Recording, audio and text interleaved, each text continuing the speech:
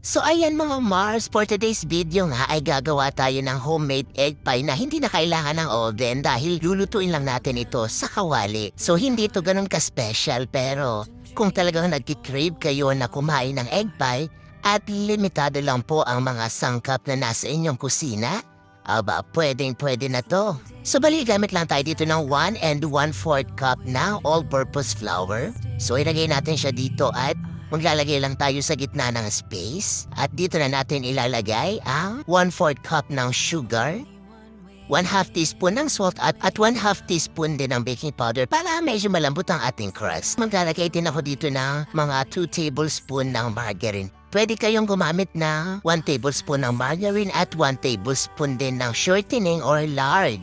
And then maglalagay ako dito ng mga 1/3 cup ng tubig. So bali haluin lang natin ito. At kapag halong-halo na nga mga Mars ay ilagay na natin itong ating all-purpose flour. At mamasahin natin ito ng bahagya lang mga Mars. So ito pwede na to. Bali magsasaboy lang tayo dito ng konting harina.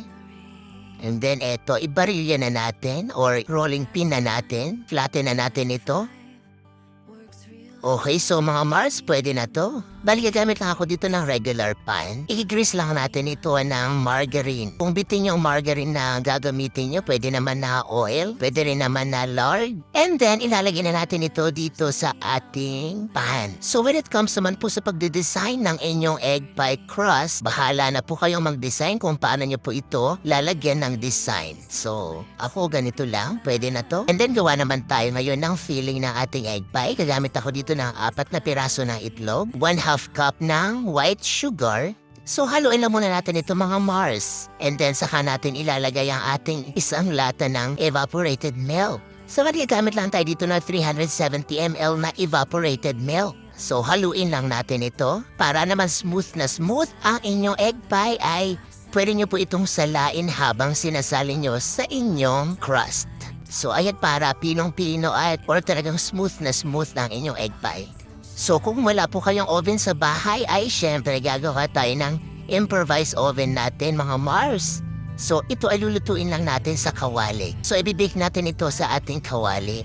So make sure lang po na ang inyong kawali ay pinainit nyo na po. So ibake nyo po ito ng medium heat lang mga Mars ng hanggang 1 oras. So syempre medyo mahina lang po ang apoy. And then after 1 hour mga Mars, ito na nga ang ating homemade na oven egg pie. O ayan ha, tingnan nyo naman, o diba? Kala mo niluto sa oven? So ayan, pwedeng-pwede na to lalo ngayong magpapasko. Kung wala talaga kayong oven ay pwede na kayong magluto sa kawali.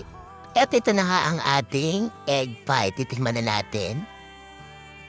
Ay aba, pwedeng-pwede na. So sana nagustuhan nyo ang aking recipe for today. Thank you for watching.